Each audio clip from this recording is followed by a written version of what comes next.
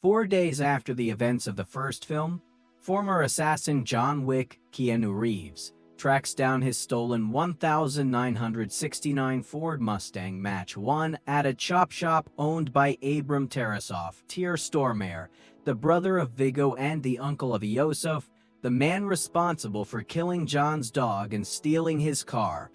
Abram is well aware of the chaos his nephew caused by killing John's beloved dog and stealing his Mustang. Ever since that incident, Abram has been preparing for the inevitable, the day John Wick would come for him.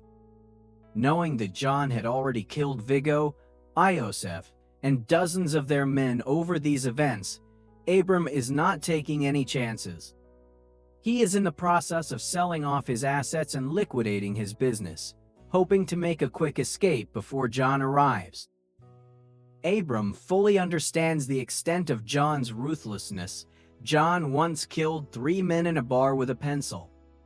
The legend of John Wick is known to everyone in the underworld, and Abram knows that even though it was his nephew who caused the trouble, John wouldn't hesitate to take him down as well.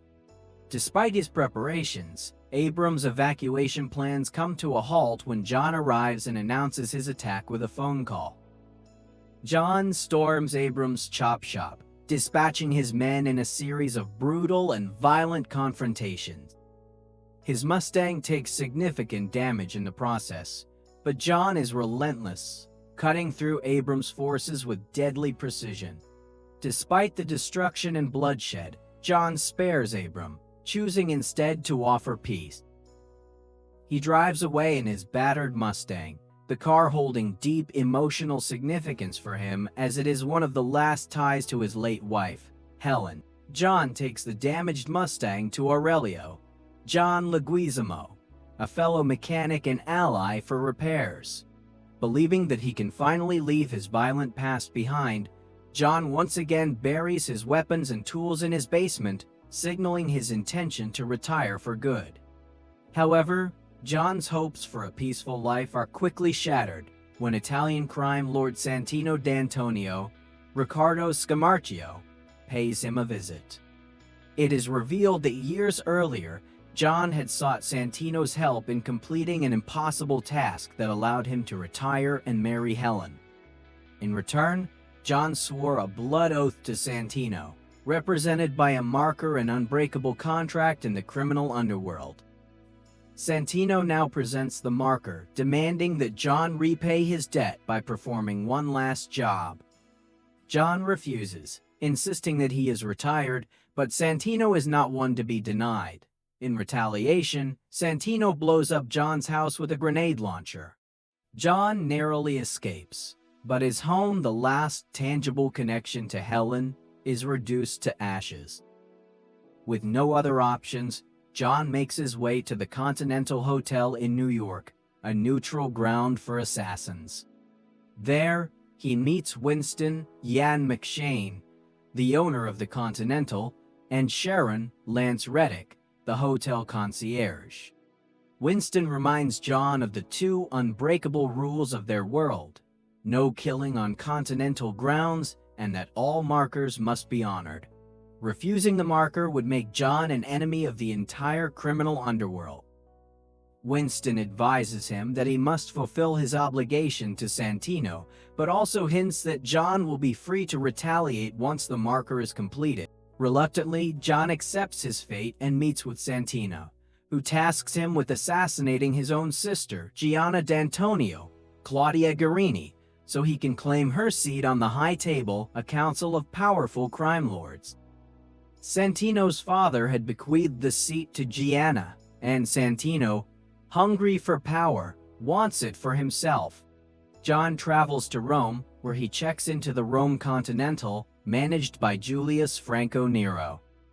He meets with old contacts and prepares for the mission, acquiring a custom-made suit with built-in body armor, an arsenal of weapons, and a detailed map of Gianna's coronation ceremony, which will take place beneath an ancient temple. John infiltrates the event through the catacombs beneath the temple and confronts Gianna in a private moment. Realizing that her fate is sealed, Gianna chooses to take her own life rather than be killed by John. After she dies, John completes the job by shooting her to ensure her death. As he attempts to escape, John is ambushed by Santino's men, led by his mute bodyguard Ares, Ruby Rose, who have orders to kill him to tie up loose ends. John fights his way through the catacombs, dispatching numerous assassins, but his escape is complicated when Gianna's bodyguard, Cassian Common, pursues him. The two engage in a fierce battle that ultimately ends when they crash into the reception area of the Rome Continental, where they are forced to cease fighting due to the hotel's no-violence rule. Over drinks, Cassian vows to avenge Gianna's death. John returns to New York, but Santino places a $7 million bounty on his head, claiming he seeks revenge for his sister's murder. This leads to a series of deadly encounters with numerous assassins, all eager to claim the reward. Despite being wounded and constantly pursued, John manages to survive each attempt on his life. Eventually, he confronts Cassian once again in the subway, and after another brutal fight, John leaves him alive out of professional respect. With nowhere else to turn, John seeks help from the Bowery King, Lawrence Fishburne, a powerful crime lord who operates beneath the streets of New York. The Bowery King agrees to help John in exchange for a future favor. He provides John with information about Santino's location and offers him a few weapons to finish the job. John tracks Santino to his location and eliminates his remaining bodyguards, including a final confrontation with Ares, whom he defeats in a knife fight. However, Santino escapes to the New York Continental, where he believes he is safe due to the no-violence rule. Confident in his protection, Santino taunts John, making it clear that he intends to remain at the Continental indefinitely beyond John's reach. In a moment of defiance, John breaks the sacred rule and shoots Santino in the Continental's dining room, killing him. The next day, Winston meets with John and informs him that, because of his actions, the High Table has doubled the bounty on his head and declared him excommunicado. John will no longer have access to any of the Continental's services or protection. However, Winston grants John a 1-hour head start before officially announcing the bounty, giving him a chance to escape. As John walks away with his dog, Winston tells him that everyone in the criminal underworld will now be coming for him. John, determined to survive, warns Winston to send a message. He will kill anyone who comes after him. With the entire criminal underworld now hunting him, John Wick is once again on the run, knowing that every assassin in New York has their sights set on him.